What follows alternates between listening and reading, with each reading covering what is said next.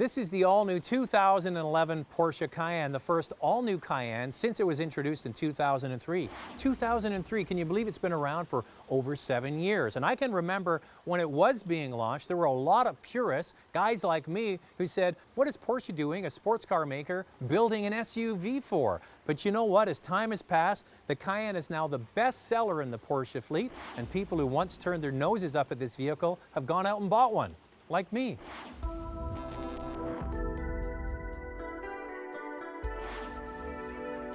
There have been updates to the previous Cayenne over the years, the most noticeable in 2008, but this vehicle is all new, and it still shares components with the all-new Volkswagen Touareg. Porsche wanted to create a larger vehicle with more legroom, a lighter vehicle for better fuel savings, and a more dynamic vehicle for performance-hungry buyers. All new Cayenne, all new styling. Now it's instantly recognizable as a Cayenne, but it looks fresh and modern. The front reminds me quite a bit of the Panamera luxury sedan. Now down the side windows are more compact and the vehicle overall has a more squat sedan-like stance to it. In fact, it looks smaller than the outgoing vehicle when in fact it's actually bigger. The advantages of the longer wheelbase are most noticeable with the back doors. They're longer, offering more access. The rear end of this vehicle has almost an Audi Q5 look to it. It's the one angle I'm not sold on yet, but sometimes these things take a while to warm up to. As you can see, we have optional 21-inch wheels on the Cayenne S. The base wheel is an 18-inch design. You'll also notice that the name Porsche is placed prominently on the back of the vehicle. Spend the money, get the credit for spending the money. Now the back of the Cayenne is more rounded, and because of that, the back window is smaller. It's not as square as the outgoing model, and because the rear view mirror is more shapely, it doesn't give the same effective outward visibility as the previous model. The cargo area is a useful size, but the greatest advantage when it comes to cargo is in the old model, you had to take the headrests out, lift the seat bottom to fold the back seats down. Now they just fold flat. It's very easy and much more convenient. The most welcome change for people who have existing Cayennes is the interior. Now I've got a 2008, it's functional, it's comfortable, but it's nothing like this. The dash is a modified version of the stunning Panamera dash, and now Porsche has finally listened and included Bluetooth and USB integration as standard equipment instead of charging ridiculous amounts of money to have it included. The seats are more comfy than the previous model. The steering wheel is smaller and sportier. The materials are first-rate, and the additional backseat legroom is fantastic.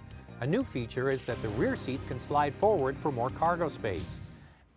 Porsche has overcome many deficiencies from the previous model with this new one, especially around the interior. Some people like the outside styling, but when it comes to a Porsche, it's all about the drive, and they've updated that too.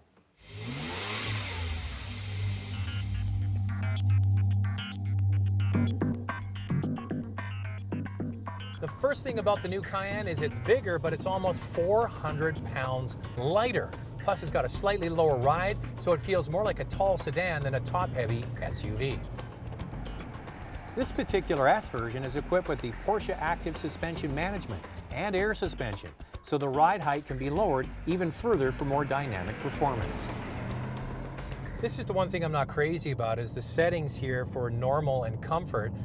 They make the back end of this SUV kind of bounce down the road. They made it soft, but also a little bit bouncy. I just put it right away into sport and leave it there, which makes it feel much more neutral. I wish we had sort of the base unit here that just had stock springs with no adjustable suspension to see what that felt like. In contrast, it should be pointed out when this vehicle is placed in sport with the suspension lowered, the highway handling is unreal. The whole thing just grips to the road. You know what? I only drive it in this setting. The biggest change to the driveline is an 8-speed automatic transmission. It's not the PDK that you find in the Panamera or the sports cars, but it is a quick shifting unit, 8 gears. It gives you excellent highway fuel economy, and it shifts around quicker than the old unit. In addition to that, there's a sport setting on the center console. That changes the shift parameters of the transmission, makes the throttle more sensitive, and also allows the traction and stability control, or Porsche Stability Management, to open up the parameters so the vehicle can slide around a little bit more and have some fun. The V8 produces 400 horsepower and the turbo 500. And there are two new engines available. One is a 300 horsepower V6 and a hybrid model with a supercharged V6 plus electric motor to produce 380 horsepower. More on that model when we get a chance to drive it.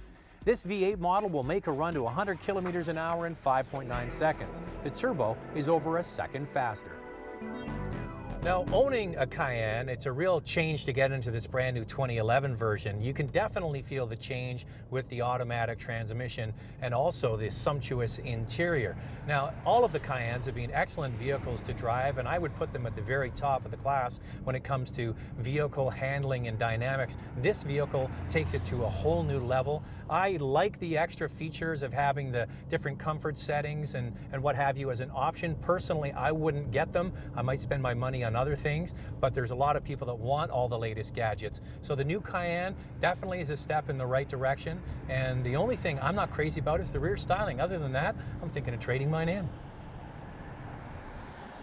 Well, how much for a new Cayenne? Well, the base V6 model starts at $58,000, but it should be noted that there's more standard features in this 2011 model. The turbo version goes for $124,000, but any Cayenne, you can add a whole bunch of options and put the price up very quickly. This new vehicle, it's bigger, it's lighter, it's faster, it's more luxurious and more dynamic to drive. The thing is, a lot of people who own Cayennes are going to say, you know what, it's time to get a new one. And people who don't have a Cayenne are going to be attracted first, I think, to the luxurious interior, and they'll be welcome to the Porsche family.